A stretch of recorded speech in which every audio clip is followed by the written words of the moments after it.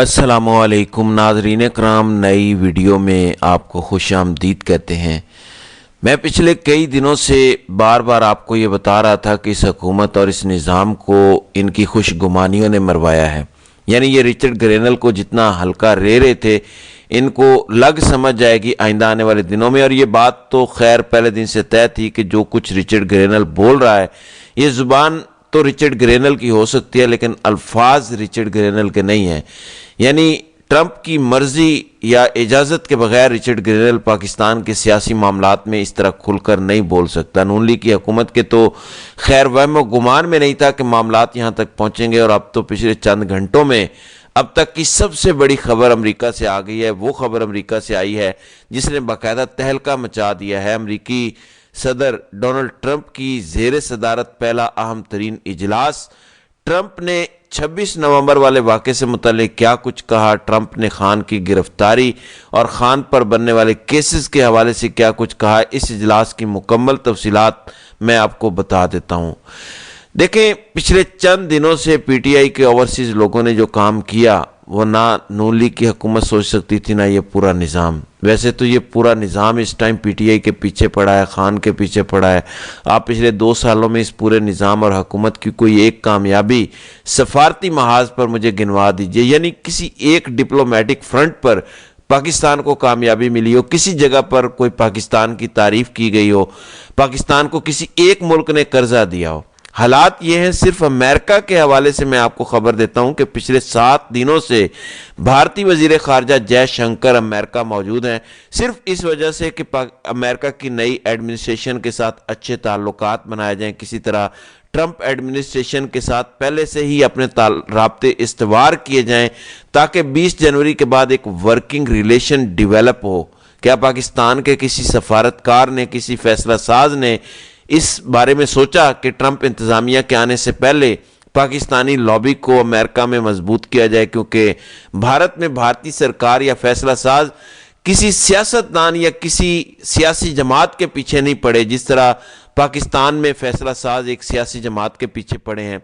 वो भारत को अमेरिका में मजबूत करने की कोशिश कर रहे हैं, और यहाँ पर कोशिश जारी है कि किसी तरह से तहरीक इंसाफ को दबा दिया जाए, किसी तरह इमरान खान को दबा दिया जाए। ये फ़र्क है भारतीय वजीर खारजा की डिप्लोमेटिक इंगेजमेंट्स जो अमेरिका में चल रही हैं और पाकिस्तान के जो वजीर खारजा हैं इसाक डार, उनमें वो सिर्फ इस काम में लगे हैं कि किसी तरह खान अगले 1-1.5 साल जेल में रह जाएं।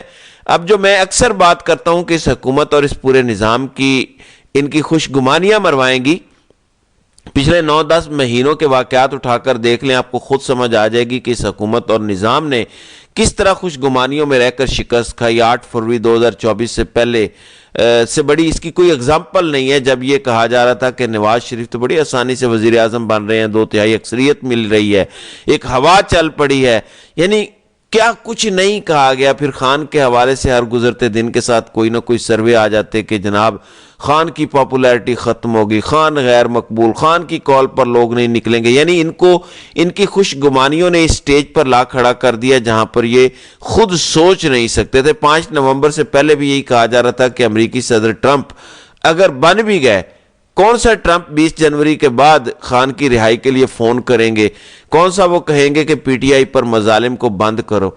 नाज़रीन इकराम, जो तवक्कुआत पाकिस्तान के निज़ाम को ट्रंप से 20 जनवरी के बाद थी, ट्रंप ने ये काम तो 1 महीना पहले शुरू कर दिया। इस हवाले से अब तक की सबसे बड़ी खबर जो डिस्कस हो रही है वो खबर मैं बता देता हूँ।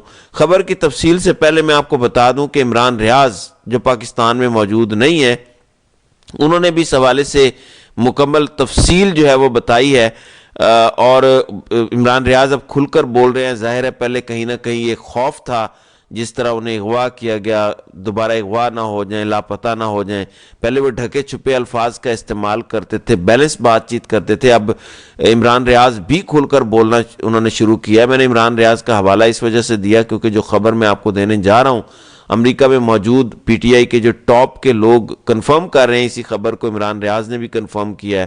آپ کو پہلے پی ٹی آئی کے لوگوں کی جانب سے دی جانے والی خبر کے متعلق آگاہ کروں۔ دیکھیں ڈونلڈ ٹرمپ اس ٹائم فلوریڈا موجود ہیں، جہاں ان کا ہیڈ کوارٹر ہے، ان کا اپنا گھر ہے۔ انہوں نے پوری الیکشن کمپین بھی امریکہ کی ریاست فلوریڈا سے چلائی ہے۔ اب خبر یہ ہے کہ امریکہ میں موجود پی ٹی آئی کے ٹاپ لوگ، جن میں سجاد برقی، عاطف خان اور دیگر لوگ ہیں، مختلف تنظیمیں بھی ہیں، تگڑے بزنس مینز بھی ہیں، جو پاکستان کے انفلوئنشل لوگ ہیں، جنہوں نے ٹرمپ کو فنڈ کیا، اور پچھلے چند دنوں سے یہ خبر آ رہی تھی کہ ٹرمپ کے ساتھ ملاقاتیں ہو رہی ہیں، انہیں بریف کیا جا رہا ہے، انر سرکل کی ملاقات ہو رہی ہے۔ لیکن خبر اب اس سے زیادہ بڑھ کر ہے۔ خبر یہ ہے کہ 26 نومبر کی رات جب پی ٹی آئی کے کارکنان کے ساتھ ظلم ہوا اور ڈی چوک پر انہیں شہید کیا گیا، تو اس کے ایگزیکٹ 3 دن بعد 29 نومبر کو ڈونلڈ ٹرمپ کی زیر صدارت ایک اجلاس ہوا، جس میں پی ٹی آئی کے اوورسیز قیادت، یعنی اس میں صرف امریکہ کی قیادت شامل نہیں بلکہ اور بھی ممالک سے لوگ آئے تھے۔ میری اطلاع کے مطابق جو خبر پہنچی ہے وہ برطانیہ سے، یورپ سے بھی کچھ لوگ فلائی کر کے امریکہ آئے تھے، کیونکہ ٹرمپ کے ساتھ یہ اہم ملاقات تھی۔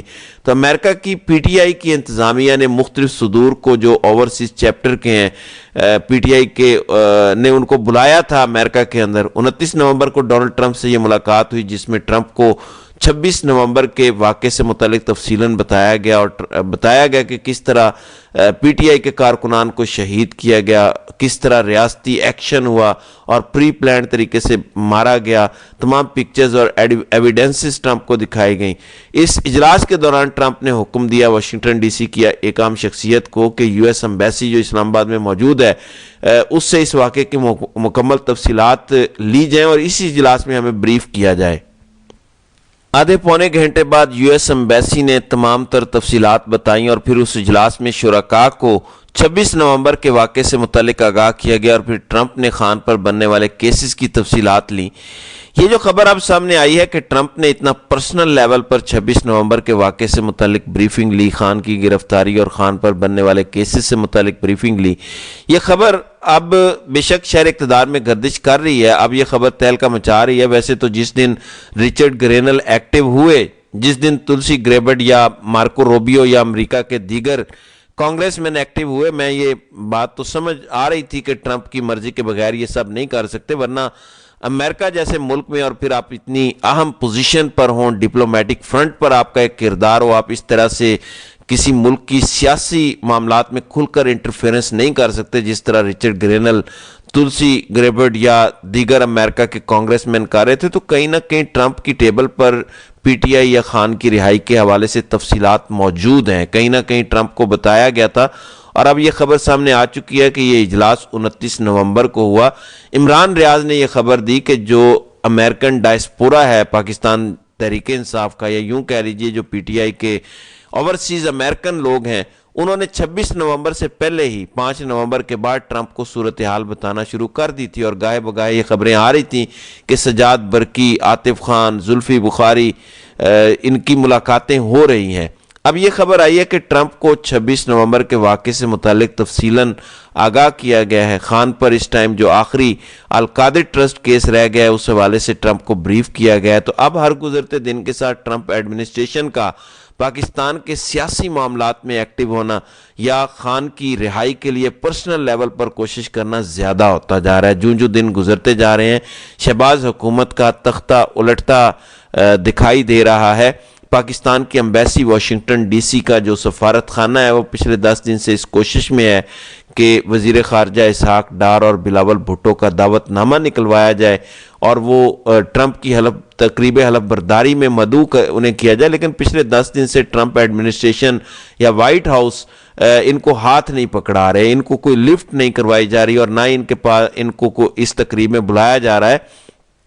این ممکن ہے پی ٹی آئی کی کسی شخصیت کو بلایا جائے۔ یہ بھی کوئی اچنبے کی بات نہیں کہ اگر آئندہ آنے والے دنوں میں ہمیں خان کے نام کا کوئی دعوت نامہ بھی نظر آ جائے، یہ بھی اچنبے کی بات نہیں ہوگی۔ اگر خان کے نام کا دعوت نامہ نہیں آتا تو پی ٹی آئی کی کسی بڑی شخصیت کے نام دعوت نامہ آ جائے۔ کم از کم پی ٹی آئی کے لوگ ایکٹیولی کام کر رہے ہیں۔ پھر ایک امپورٹنٹ بات کہ پی ٹی آئی کے امریکہ کے جو لوگ ہیں وہ بڑے چپ چپیتے کام کر رہے ہیں، کیونکہ انہیں اندازہ ہے کہ اسٹیبلشمنٹ ان کے لیے وہاں بھی مسائل کھڑے کر سکتی ہے۔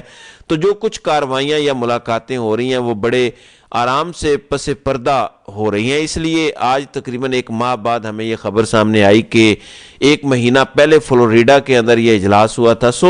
آئندہ آنے والے دنوں کا سیاسی منظرنامہ بڑا خوفناک ہوگا جب ڈونلڈ ٹرمپ امریکہ کے صدر منتخب ہوں گے، چارج سنبھالیں گے۔ اس کے بعد ڈونلڈ ٹرمپ عمران خان کی رہائی کے لیے کیا کچھ کریں گے، دس از ٹو بی سین۔ بہرحال دیکھتے ہیں کہ آئندہ آنے والے دنوں میں اس حوالے سے کیا ہوتا ہے۔ تو ناظرین کرام، آپ کی اس ویڈیو کے حوالے سے کیا رائے ہے؟ آپ اپنی رائے کا اظہار کمنٹ سیکشن میں ضرور کیجیے گا۔